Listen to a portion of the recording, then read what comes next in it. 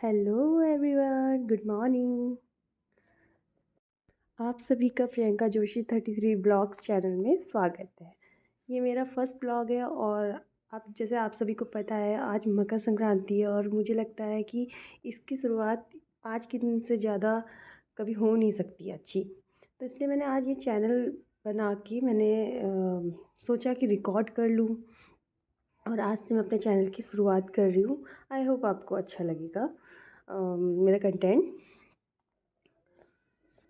सबसे पहले तो आप सभी को मकर संक्रांति की बहुत बहुत शुभकामनाएं। हमारे यहाँ मकर संक्रांति बहुत धूमधाम से मनाई जाती है। ये उत्तराखंड का one of the famous festival है। इस दिन हमारे यहाँ पूरी पकवान और घुघुते बनाए जाते हैं जो बहुत ज़्यादा शुभ माने जाते हैं। मकर संक्रांति को हमारे यहाँ उत्तरायणी भी कहा जाता है। इस दिन हम घुघुते और खजूरें सब में बांटते हैं। लेकिन सबसे पहले घुघुते हम अपने भगवान जी को चढ़ाते हैं, उनकी ब्लेसिंग्स लेते हैं, फिर कौ को दिया जाता है हमारे यहाँ। और बोला जाता है कि काले कौवे आजा घुघती माला खा जा। तो सबसे पहले तो मैं आपको इस चीज़ का प्रोसेस बताती हूँ कि हमारे यहाँ घुघते कैसे बनाए जाते हैं। तो सबसे पहले मैंने आटा ले लिया अपने हिसाब से। जैसे मैंने 1-1.5 किलो आटा लिया था। उसमें सौंफ मिलाएं, चाहे तो आप वाइट तिल भी मिला सकते हैं, वो देखने में काफ़ी अच्छे लगते हैं और मैंने दोनों का यूज़ किया है। एक तरफ मैंने एक पतीले में पानी चढ़ा दिया, उसमें गुड़ डाल दिया है ना। और इसमें जैसे आटा होता है ना, आटे में आप अच्छे से मतलब घी वगैरह मिलाएं, जिससे उसका जो डो होता है ना वो काफ़ी सॉफ्ट हो जाता है। और मैं बीच बीच में देख रही हूँ कि गुड़ मेल्ट हुआ नहीं हुआ। गुड़ का मेल्ट होना बहुत ज़रूरी है ताकि अच्छे से उसमें लम्स वगैरह ना बने, गुठलियाँ वगैरह, और मतलब बिल्कुल सॉफ्ट हो जाना चाहिए। यहाँ मेरा पानी गर्म हो चुका है, बिल्कुल गुड़ बिल्कुल अ, गल चुका है पानी में। और फिर मैंने आटे में थोड़ा सा मतलब पानी धीरे धीरे वो किया, क्योंकि गर्म हो रहा था ना, पानी बहुत गर्म था। यार राघव बोलता है बुआ मैं भी आपकी हेल्प करूँगा। कहा ओके बेबी कर लो।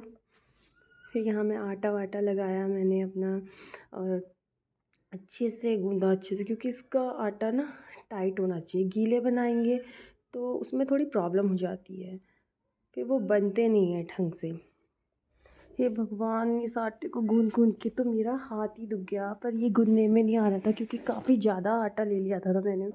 फिर भाभी ने बोला भी इतना मत करो। फाइनली कैसे तैसे आटा ख़त्म हुआ। अब बारी आई ये छोटे नटखट से प्यारे से क्यूट से बच्चे की। ये मेरा भतीजा है, मिलिए इससे। ये बीच बीच में आता है और बोलता है बुआ मैं आपकी हेल्प कर दूँ हेल्प। ऐसे तो कोई बड़े भी नहीं बोलते हैं जितनी हेल्प ये मेरी करना चाहता है। और मुझे आता है बीच बीच में बोलता है बुआ इससे कर दूँ, इससे कर दूँ। मैंने बोला ओके आप कर सकते हो। फिर ऐसे करके ये बड़ी क्यूट क्यूट हरकत करता है। इनका नाम है राघव जोशी, ये मेरे भतीजे हैं। और फिर बोलता है मैं इसको कर दूँ, मैं उसको कर दूँ। मैंने कहा फाइनली ओके करो बेबी करो, जो आपको करना है करो। अब करते करते मैं थक चुकी थी काम।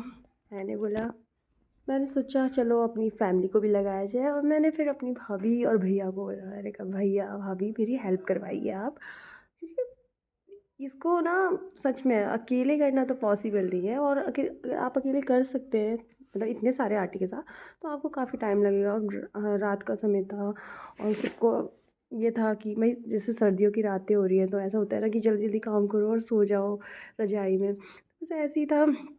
फाइनली मैंने अपनी पूरी फैमिली को लगा दिया काम वाम में, और छोटा तो मेरे साथ था ही। और फिर मैंने अपनी भाभी से कराया, उन्होंने मेरी बहुत हेल्प करी।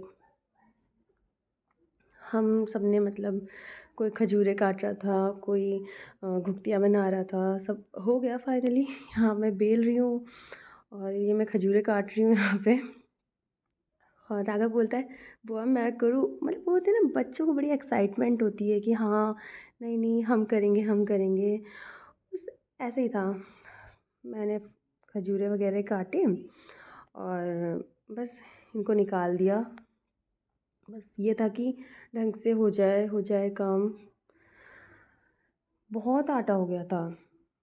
बस काट रहे हैं और कैसे तैसे ये काम भी कंप्लीट हुआ। यहाँ पे फाइनली मेरे खजूरें सारे तैयार हैं, घुघतियाँ तैयार हैं। हमने अलग अलग इनको शेप दी है और मतलब जो काम हो जाता है और मतलब काफ़ी खुशी मिलती है ना गाइस। तो बस वही था मेरा कि उसके बाद मैं बार बार इनको देख रही हूँ, मैंने कहा कितने सुंदर बने हैं ये सब, है ना। फिर उसके बाद मैं अपनी किचन में गई और मैंने देखा कि तेल अच्छे से गर्म हो चुका था। मैंने एक दो खजूरें डाले, मुझे समझ आया कि हाँ बिल्कुल अब तैयार है, बिल्कुल मतलब ये हम पका सकते हैं। और मैंने खजूरों को पकाना स्टार्ट किया और आप देख सकते हैं मैं ये करके डाल रही हूँ और डर भी लग रहा है कि कहीं मेरे ऊपर छींटे ना पड़ जाए गरम गरम तेल के। और ऐसे करके मैंने सारे खजूरें डाल दिए। अब बहुत देर हो चुकी थी, अब मैं और भी ज़्यादा थक चुकी थी। उसके बाद मेरे भाई की बारी आई काम करने की और मैंने भैया को लगाया काम करने में और मैंने उनसे पूछा इस त्योहार का मतलब बताइए भैया मुझे कुछ, क्या बन रहा है ये बन रहा है हमारे लिए कल मकर संक्रांति की विभूति। बताइए कुछ इसके बारे में। ये उत्तराखंड के लोक त्योहार में इसे बोलते हैं घोतीय त्योहार, उत्तरायण। हाँ, और मकर संक्रांति तो पूरे देश में मनाई जाती है। उत्तर प्रदेश। पूरे हाँ, पूरे पूरे उसमें, भारत हाँ, में। भारत में मनाई जाती तो है। उत्तरायण बोलते हैं उसे, जहाँ पर भगवान सूरज उत्तरयान होते हैं, मतलब उत्तर की दिशा में होते हैं, शनि की राशि में प्रवेश करते हैं। अच्छा। तो ये शनि उनके पुत्र हैं। तो ये होता है उत्तरायण त्योहार। हाँ, और हमारे उत्तरायण। यहाँ इसका बहुत बड़ा पर्व महत्व है, पूरे भारत में महत्व है। हाँ, कुमाऊं में इसे घुघुती के नाम से जाना जाता है। यस। और बाकी भारत में से मकर संक्रांति बोलते हैं।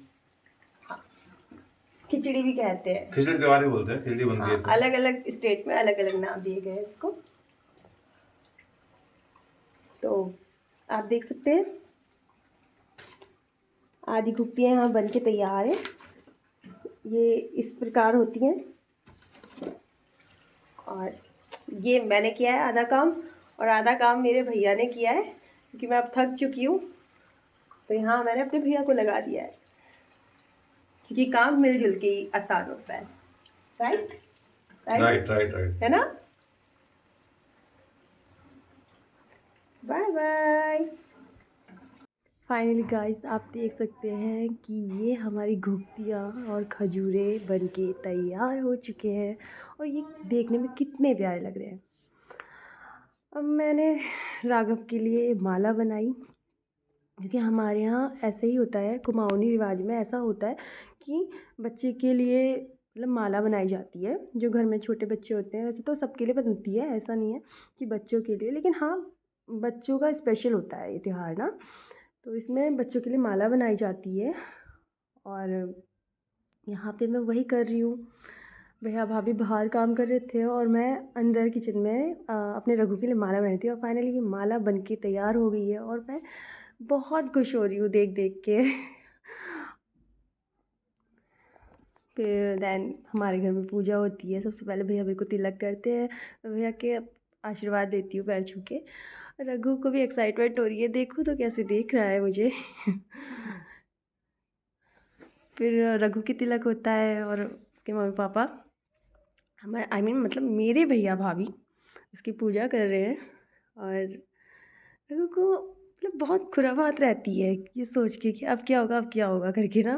भैया ने उसकी अच्छे से पूजा करी, भैया को उसने प्रणाम किया और मम्मी पापा का आशीर्वाद लेना बहुत इम्पॉर्टेंट होता है। तो आप देख सकते हैं रघु ने पापा के पैर छुए। ये सारी अच्छी बातें मेरी भाभी ने सिखा रखी है रघु को।